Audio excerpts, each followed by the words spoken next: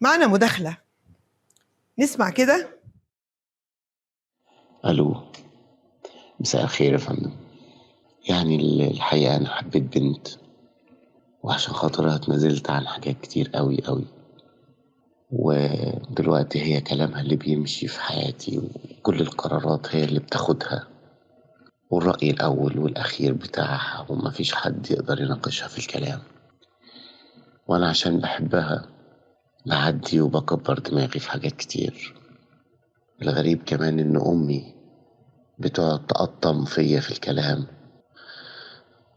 واخواتي كمان بيتنمروا عليا ومسميني الراجل اللي الست ممشياه.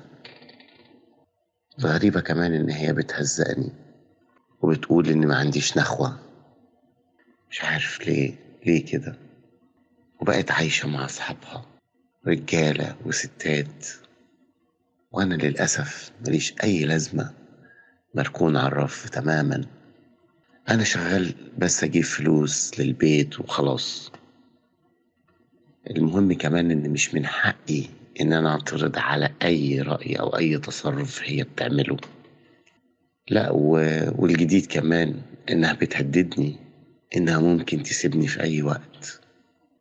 حبي ليها هو نقطة ضعف كبيرة أوي أوي في حياتي. المشكلة دلوقتي مش عارفة أتصرف معاها.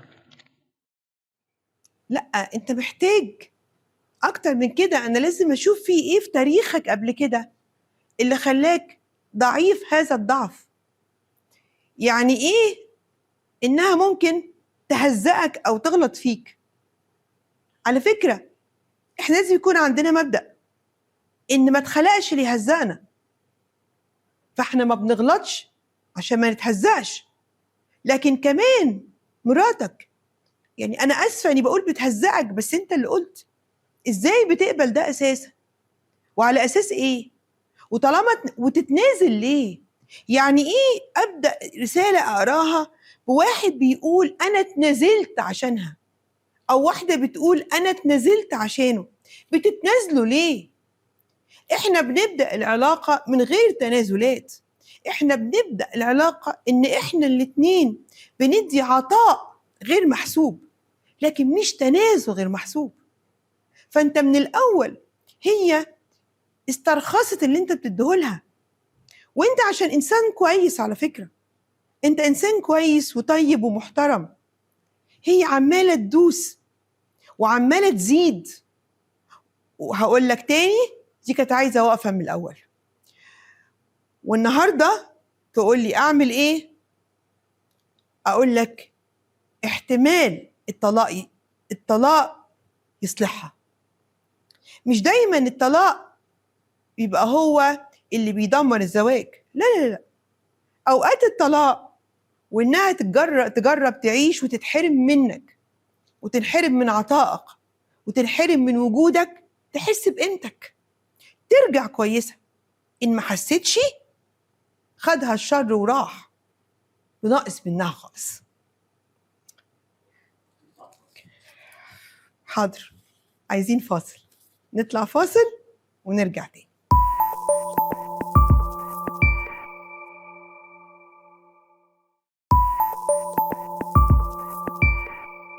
ورجعنا لكم مرة تانية. معانا رسالة صوتية بتقول ايه؟ غادة. مساء الخير يا دكتور. أنا من عيلة كويسة جدا. لما حبيت ارتبط واتجوز، أنا اللي اخترت جوزي رغم رفض أهلي له، لكن مع إصراري وافقوا. للأسف اكتشفت بعد كده إنه بيتعاطى مخدرات، وتحت تأثير المخدرات كل حاجة كانت متاحة ومباحة، شتيمة وضرب وإهانة لأبسط الخلافات. ولأني كنت بحبه كنت بقبل اعتذاره كل مرة، لحد ما بدأ يهني قدام الناس كمان. بابا عرف فطلب مني إني أسيب البيت وارجع لبيته. رفضت وقلت له إني بحبه وهحل مشاكلي بنفسي. إخواتي زعلوا مني لما منعتهم يتدخلوا، قطعوني وقالوا لي مش هنكبرلك في حاجة تاني. ودلوقتي أنا عايشة كارهة كل حياتي، بس واخدة قرار إني أكمل عشان بحبه، ومش هعرف أعيش من غيره. حبيبتي، ده مش حب، ده إدمان. هو مش بس هو اللي مدمن على المخدرات، انت اللي مدمنة على أحلامك انت مصرة ان حلمك هيتحقق. عمره ما هيتحقق يا حبيبتي. انت بتحققي حلمك مع الشخص الغلط. حب ايه؟ حب ايه اللي انا بتبهدل واتمرمط وكرامتي بتروح فيه؟ حب ايه لما واحد ما يكونش بيحبني؟ حب ايه؟ ان شاء الله ما حبينا. حافظي على كرامتك وعلى ان شاء الله ما حبيتي. قطعي ايد اللي بيمد ايده عليكي ده وبتسامحي. يعني انت بتتضربي وبتسامحي واهلك يقولوا عايزين ناخدك تقولي لا، الا بقى اذا كان عندك مزاج في كده. يعني هي في ناس بتحب البهدله بصراحه، بس انا مش متخيله ان واحده من المستوى الاجتماعي بتاعك بتكون بتحب البهدله. حافظي على كرامتك. ولو عيلتك حقيقي ربتك على الكرامه، مش عارفه هي جت الكرامه عندك انت ونسيوا يدوها لك ولا ايه؟ لا، انت ما عندكيش كرامه، وكمان ما بيحبكيش. دي مش مرايه الحب عاميه، انت اللي عاميه. نشوف دلوقتي معانا رساله بتقول انها اتعرفت على شاب مكمل حياته تقريبا بره، وهو راجل وحيد وعنده حياة مستقلة. أنا حبيته، عشت معاه، كنت فاهمة إن بحكم تربيته إن هو راجل يعني افانجارد، إن هو متحرر وعصري، فممكن يبقى طبيعي إن أنا أعيش معاه من غير زواج، وإن ده يبقى طبيعي. لكن الحقيقة طلع شرقي جدا ورفض يتجوزني علشان كنا عايشين مع بعض من غير جواز. وهو قال لي نتجوز ليه؟ ما احنا كده عايشين كويس. قلت هسيبه. سبته فعلا. لقيت نفسي بعد شهور بجري عليه عشان بحبه. قبلت أعيش معاه في سر لحد ما جالي في يوم وقال لي إنه هيتجوز عشان رغبة مامته، رغبة ماماه يكون لها حفيد.